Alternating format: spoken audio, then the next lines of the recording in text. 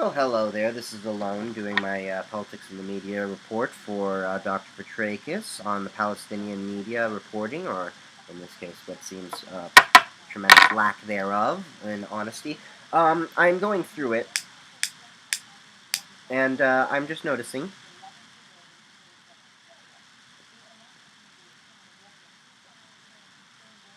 that there's a lot of disinformation coming from Palestine.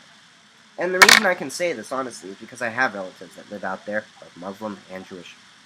And uh, it's amazing the amount of lies put out there. Now, the first two videos that I had put up are, of course, they are from the IDF themselves, but you can just see the false claims that they make, such as a direct hit on Tel Aviv, which has not happened. But, however, they did launch rockets towards Jerusalem, almost hitting Al-Aqsa and the Dome of the Rock, but gee, I don't know why they would want to hit one of their own holy sites unless they really don't care about it. But, alas, I digress. We can go into the specifics for a lot of this. I mean, I'm just going to glance over it because there is so much to go over in this issue. I think we can all understand this. Now, the Palestinian-Israeli issue, let's go through that first. It is not a complex issue, as people would have you believe. It's a complex solution, but a simple problem. The simple problem is that Israel exists, and that's it. There's many Arab nations surrounding them that do not recognize the State of Israel, never have, never will. And this has happened before 67 happened, before all those wars happened. It happened in even before 1948, they still wouldn't recognize it. And in the 47 partition plan that the UN gave, Israel accepted that partition plan, which was more favorable toward the Arabs, but they denied it. What happened then, to understand where the beginning of the Palestinian nation, as it is so called these days, because the Palestinian nation of years past came from the actual Romans. The Romans named it Palestine. The Palestine of then is not the same as Palestine today. Remember that. There's different people, different culture, and the Palestinians of today and back then were mostly nomadic. Well, today they're more urbanized, but back in the day of when Israel was founded, they were more nomadic. They had no lands. They were like the Kurdish.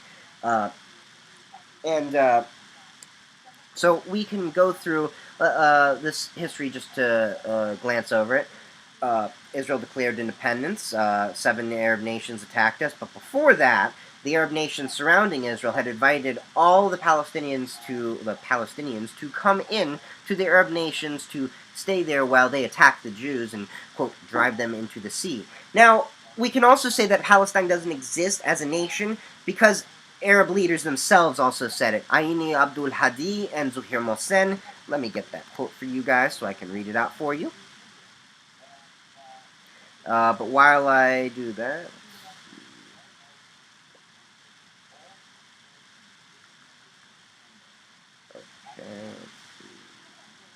okay. There is no country as Palestine. Palestine is a term the Zionists invented. There is no Palestine in the Bible. Our country was for centuries part of Syria. Palestine is alien to us. It is the Zionists who introduced it. Aini Bey Abdul Hadi, Syrian Arab leader to British Peel Commission, 1937. This predates 1948 when Israel was even founded.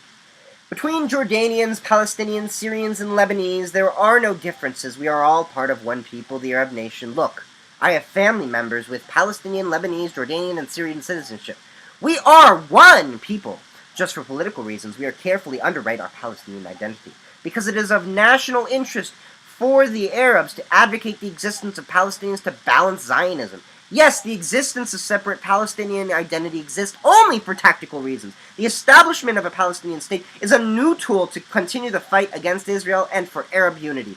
A separate Palestinian entity needs to fight for the national interest in the then remaining occupied territories. The Jordanian government cannot speak for Palestinians in Israel, Lebanon, or Syria. Jordan is a state with specific borders. It cannot lay claim on, for instance, Haifa or Jaffa, while I am entitled to Haifa, Jaffa, Jerusalem, or Beersheba. Jordan can only speak for Jordanians and the Palestinians in Jordan.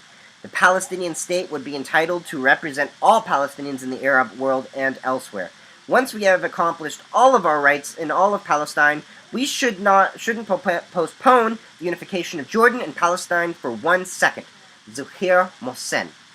That is a couple Arab leaders for you that flat out just said doesn't exist. Now, I have many more research papers, of course, as you may have noticed, Israel is a pet project for me.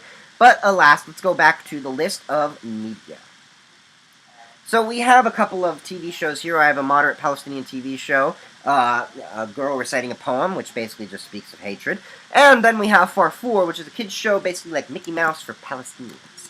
And it is utterly appalling. Let's put it that way. It is appalling. They are recommending that, they're advocating children to martyr themselves. Does that sound like the religion of peace to you? But, we can also go further into it, where they are also saying that, oh, Israel is attacking the innocent Palestinians because, they just hate us. They are attacking residential areas for no reason. However, we can go in, and I have a video right here, to below the two links, to show the proof of caches in residential areas. You can see when they blew up a leader's house, there were secondary explosions from the ammo depots that they had. As well as we can also see an example of an INF precision strike, the Israeli naval forces. Yes, Israel is a navy, as small as they are. And then I also, below that, even put the discovery from Operation Cast Lead, which was an operation a few years back when Palestine also rose up against Israel and started firing rockets again. And this gives examples of how they use human shields and such. I also have a video below that will actually tell you that the UN themselves, one advocate who was a NATO commander, even says that Israel has done more for human rights and humanitarian aid than any other military has done. When most other nations would forbid humanitarian aid to their enemy, they still allowed humanitarian aid in while they were still defending their own people. And then we can go into the summarization of the Israeli-Arab conflict, which is a nice little video that summarizes it a little bit better from Prager University on Middle Eastern Studies.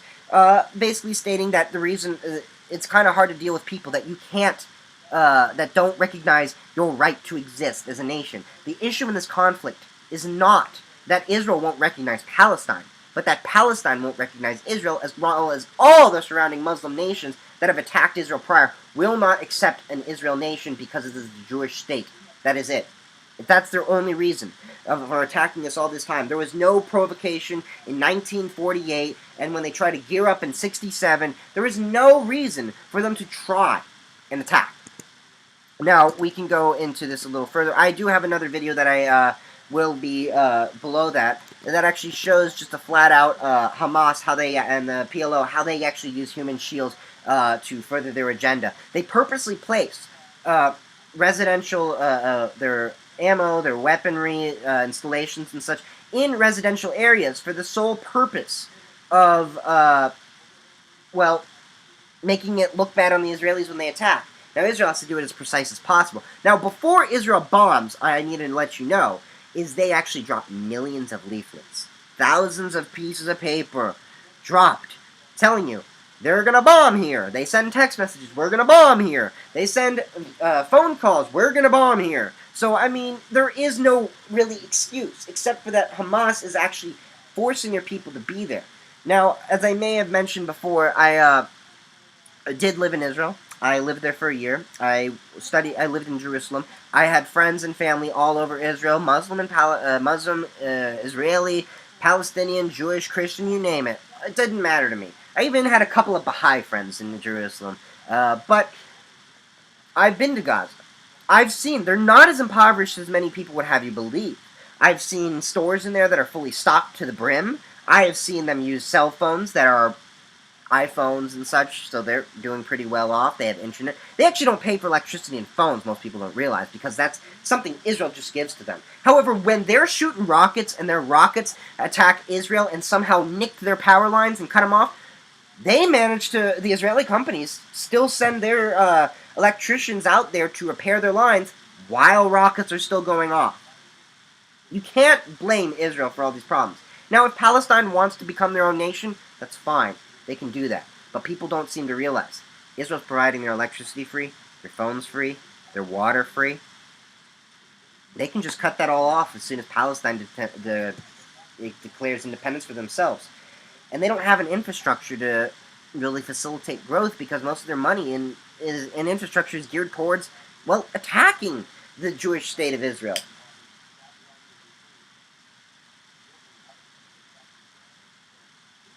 It's really a shame because being in Gaza myself, I have seen they have some of the most beautiful beaches in Israel. I say they wouldn't be better than Netanya or Tel Aviv, or Eilat, but man, they're beautiful beaches. If they would simply focus more of their money towards their tourism industry, clean up the streets a bit more, you would be amazed at how much garbage is in the streets. I was there; it's just horrible. Their sewage is under-maintained. It's horrible. And a lot of these things they could do themselves, but they choose to spend the money elsewhere. They choose to attack Israel. They choose not to recognize Israel. We have no issue with coexisting. The issue is they have an issue with us. Now, I know I've gone on a rant quite a bit, but this is the final bit of my report. This is Alone, signing off.